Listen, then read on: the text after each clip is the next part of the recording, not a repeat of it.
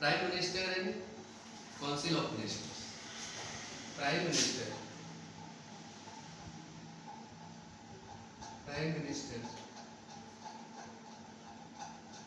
And council of ministers.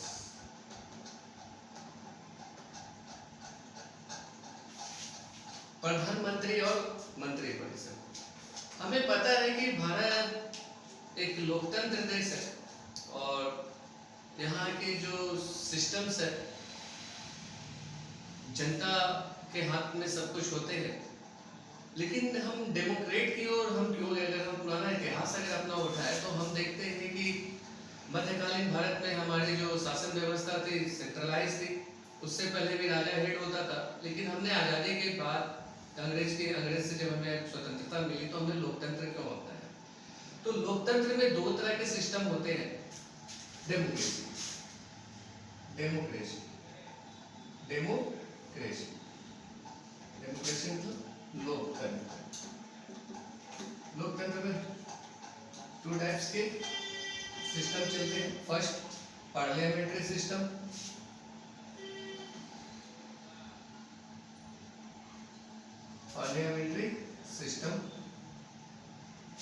Second presidential system.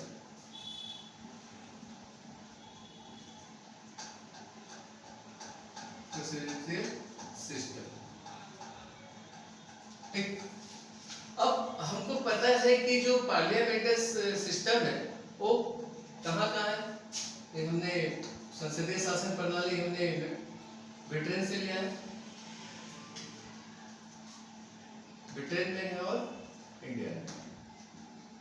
और जो presidential system जो है जैसे USA, Canada, Sri Lanka, USA, Canada, Sri Lanka. अब पार्लियामेंट्री सिस्टम्स में होते क्या है कि यहाँ डुअल हेड होते हैं और वहाँ one nation of head. Presidential system में वन नेशन ऑफ हेड मतलब एक ही हेड होगा। जहां बड़ी आध्यात्मिक शासन व्यवस्था रहेगी जैसे अमेरिका में है, कनाडा में और श्रीलंका में, वहां का हेड कौन रहेगा? एक, वहां के राष्ट्रपति। ठीक, अब डुअल हेड जैसे पार्लियामेंट्री सिस्टम में क्या है? डुअल हेड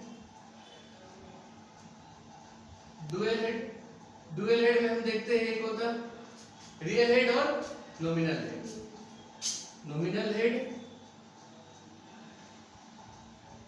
नॉमिनल हेड और रियल हेड।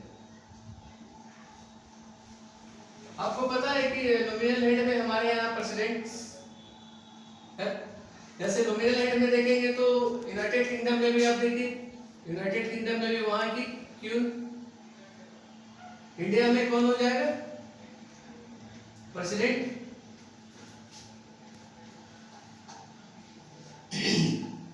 रियल हेड में भी देखिए, यूनाइटेड किंगडम में भी प्राइम मिनिस्टर्स होते हैं, हमारे यहाँ भी यूके में प्राइम मिनिस्टर और इंडिया में भी पीएम। इंडिया के रियल हेड कौन है? प्रधानमंत्री। भारत में प्रधानमंत्री का पोस्ट, ये जो प्राइम मिनिस्टर का पोस्ट है जो इंडिया का, पीएम पोस्ट हमने कहा, प्राइम मिनिस्टर का पोस्ट हमने कहां से लिया? ब्रिटेन से हमने लिया, ब्रिटेन से हमने लिया। प्रधानमंत्री को हमने रियल हेड बनाया है क्योंकि जितनी भी शक्तियां राष्ट्रपति के नाम पर है या राष्ट्रपति को दे दी गई है, इसका प्रयोग प्रधानमंत्री करते हैं। संविधान में जो भी शक्ति राष्ट्रपति को मिला हुआ है संविधान से या जो भी शक्ति अर्जित है, उसका सारा प्रयोग राष्ट्रपति के नाम पर ही कौन करते हैं? प्रधानमंत्री करते हैं। इसलिए हम हमेशा, लास्ट क्लास में मैंने बताया था, इसलिए हम हमेशा आर्टिकल 53 को हम आर्टिकल 74 1 के साथ जोड़कर पढ़ते हैं। आर्टिकल 53 क्या बोलता है? आर्टिकल 53 क्या बताता है? समस्त कार्यपालिका शक्ति राष्ट्रपति के पास होगी। समस्त मतलब पूरी एग्जीक्यूटिव पावर समस्त कार्यपालिका शक्ति, समस्त कार्यपालिका शक्ति एग्जीक्यूटिव पावर किसके पास होगी? राष्ट्रपति के पास। और हम जहां आर्टिकल 74(1) हम देखते हैं तो राष्ट्रपति अपनी कार्यपालिका का शक्ति का प्रयोग, अभी जो राष्ट्रपति आर्टिकल 74(1), राष्ट्रपति जो होते हैं इनकी जो कार्यपालिका शक्ति है, एग्जीक्यूटिव पावर है, कार्यपालिका शक्ति का प्रयोग वो किससे करेगा और कैसे करेगा? प्रधानमंत्री के नेतृत्व वाली मंत्रिपरिषद की सलाह पर। मतलब प्रधानमंत्री की जो मंत्रिपरिषद है उनके नेतृत्व में मंत्रिपरिषद के सलाह पर। इससे हमें पता चल जाता है कि संविधान में सारी पावर राष्ट्रपति को है, परंतु उनका सारा उपयोग कौन करता है? हमारे देश के प्रधानमंत्री। जैसे वर्तमान समय में श्री नरेंद्र दामोदर दास मोदी जी हमारे देश के प्रधानमंत्री हैं। अब पीएम का इलेक्शन कैसे होता है? इलेक्शन ऑफ पीएम, क्या है ना? Election of PM.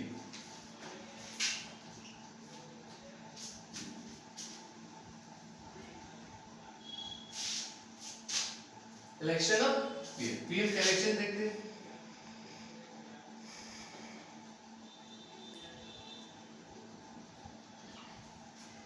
हमें पता है कि भारत में प्रधानमंत्री के लिए कोई भी अलग से चुनाव नहीं होता है।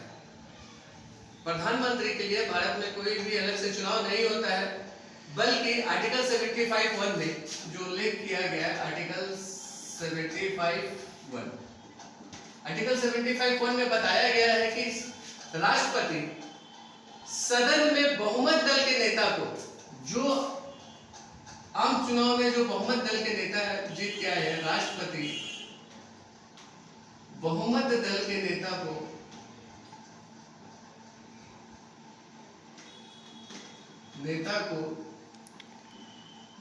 प्रधानमंत्री नियुक्त करेगा, प्रधानमंत्री के तौर पर नियुक्त करेगा, प्रधानमंत्री के तौर पर नियुक्त करेगा। मतलब सदन मतलब लोकसभा चुनाव हुआ और लोकसभा चुनाव में जो भी राजनीतिक पार्टी बहुमत में आई, उसके दल के नेता को राष्ट्रपति प्रधानमंत्री के तौर पर नियुक्त करेगा। और बहुमत दल के नेता का सदस्य अपने बीच से ही चुने जाते हैं। अब प्रधानमंत्री का वर्ग क्या क्या है? भारत में प्रधानमंत्री का वर्ग काफी इंपॉर्टेंट है और सबसे बिजी रहने वाला पोस्ट है हमारे संविधान में। वर्क ऑफ प्राइम मिनिस्टर, प्रधानमंत्री के कार्य, प्रधानमंत्री के कार्य। मंत्रिपरिषद की नियुक्ति राष्ट्रपति से करवाएंगे। मंत्रिपरिषद की नियुक्ति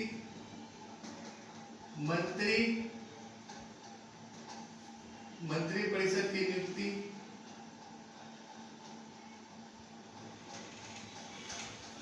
राष्ट्रपति से करवाएंगे। मंत्रियों को दर्जा प्रदान करना, मंत्रियों के विभागों का आवंटन करना, सदन में सत्ताधारी दल का प्रमुख जहां कहीं से भी हो, किसी भी राज्य से हो, दोनों सदनों के प्रति अंतिम रूप से जवाब दे। दोनों सदन बोले तो राज्यसभा और लोकसभा। मान लीजिए किसी भी मुद्दे पर अगर कोई भी बात अगर बढ़ी तो प्रधानमंत्री को सदन में, दोनों सदन में जाके जवाब देना पड़ेगा, क्योंकि वो जनता के लीडर है। उनके अंडर में कुछ महत्वपूर्ण आयोग भी हैं, जैसे नीति आयोग। नीति आयोग का पुराना नाम क्या है? प्लानिंग कमीशन, इसको हिंदी में हम लोग योजना आयोग बोलते हैं।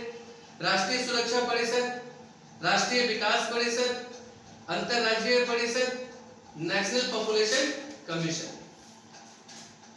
अपने राजनीतिक दल का चेहरा है। वर्तमान समय में आप देखें, एक तरफ तो रूलिंग पार्टी को हराने के लिए महागठबंधन की तैयारी हो रही है, जो महागठबंधन में कोई चेहरा ही नहीं मिल रहा है।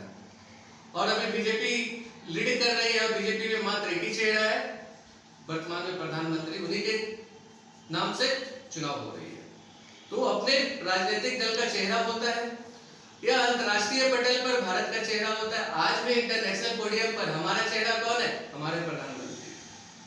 विदेश नीति, रक्षा नीति और वित्त नीति में भी इन तीनों का प्रमुख भूमिका होता है प्रधानमंत्री का। Foreign policy, defence policy, finance policy, इन तीनों में प्राइम मिनिस्टर का बहुत इंपॉर्टेंट रोल प्ले होता है। आर्टिकल 78 हमें क्या बताता है? आर्टिकल